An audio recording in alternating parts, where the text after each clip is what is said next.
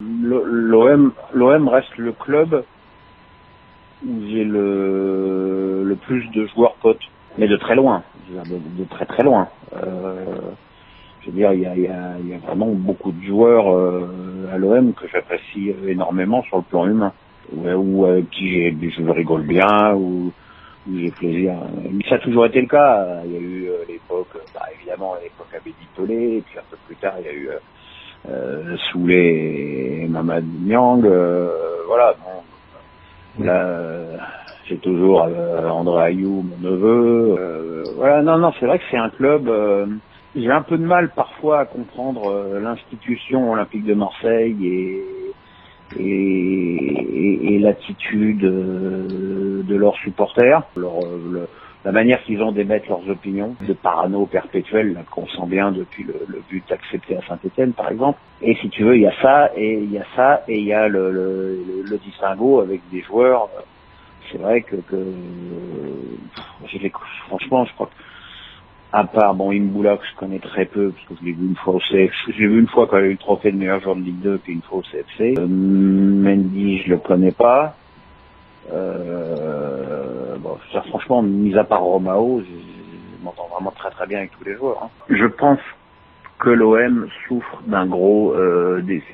Je pense que le recrutement d'Ocampos est inutile, même s'il rendra peut-être quelques services, qu'il marquera peut-être quelques buts. Je pense que l'OM n'a pas de problème pour marquer des buts. Je pense que le gros déficit de l'OM, il est au poste de milieu défensif. Alors est-ce que cette fin de saison va nous permettre de voir André Ayou à ce poste-là? Mais voilà, oui, au niveau, en tout cas au niveau de son positionnement sur le terrain, il manque un Barton. Il y a donc eu les tweets de Barton, que d'ailleurs que les gens ont pris comme une attaque terrible, moi beaucoup moins, parce que je sais comment les anglo-saxons utilisent Twitter. C'est quelque chose de beaucoup plus trash que chez nous. Donc voilà, moi j'avais pris ça plutôt avec humour, et lui avait répondu avec humour. Enfin, ça me paraissait pas. Je pense qu'il a fait des tweets beaucoup plus déplacés sur d'autres personnes que sur moi. Et puis effectivement, quand Rob faisait ses vidéos, il m'a proposé d'aller faire un petit truc avec Joe au golf. Donc on se suis bien entendu. C'est même moi qui lui ai dit. C'est moi qui lui ai soufflé la réplique va bouffer ta salade. Alors, le plus drôle, c'est que le soir, comme c'était à Mandelieu, c'était pendant le festival de Cannes, et Rod avait organisé le dîner de fin de saison de l'Olympique de Marseille sur une plage pendant le festival. Donc je me suis retrouvé au dîner avec les joueurs de l'OM. Enfin pas tous, hein. Il y en avait quelques-uns qui n'étaient pas là. Le plus petit d'entre eux n'était pas là. Je pense que Didier Deschamps a eu aussi une équipe à l'époque, bon, évidemment, c'était pas les fortunes colossales que peut dépenser le PSG version Qatar. Mais à l'époque, l'OM de Deschamps, qui a été champion, était l'équipe la plus riche de France. L'OL commençait à avoir des soucis, le PSG était sous colonie capitale et faisait plus du bricolage qu'autre chose. L'OM avait déjà les deux joueurs les plus chers du championnat avec Lucho et Heinze. Après, Deschamps... Deschamps, c'est comme partout, hein, il a des résultats. On peut pas dire que la reconnaissance ait étouffé les Marseillais, parce que bon, visiblement, il a quand même beaucoup divisé après le titre, dans son conflit avec Anigo, mais voilà. Ah oui, évidemment, pour gagner, c'est mieux d'avoir Deschamps, et pour gagner, c'est mieux d'avoir Deschamps avec une grosse équipe. Moi, je ne me juge que sur les déclarations, parce que les deux me parlaient, donc voilà quoi. Tu sentais bien que il y avait aucune confiance entre José Anigo et Didier Deschamps. Que les deux avaient leurs arguments. Mais maintenant voilà, même le fait d'avoir ces informations-là fait que je ne reste qu'un avis extérieur, quoi, tu vois.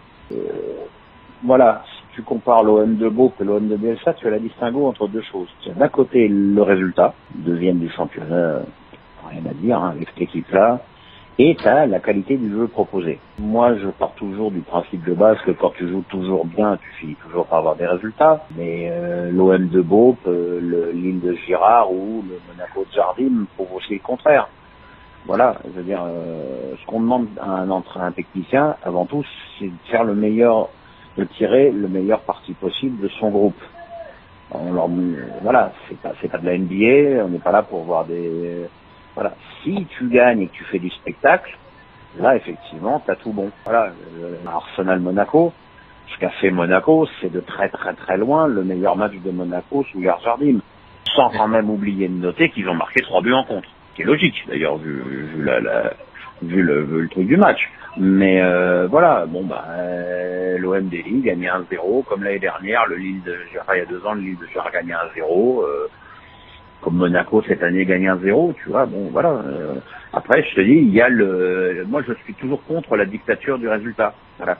Ça m'intéresse plus de voir jouer le Lyon de Fournier, l'OM de la première partie de saison de Bielsa que le Monaco de Jardim. Même si on s'aperçoit qu'au niveau européen, bah, le Monaco cartonne.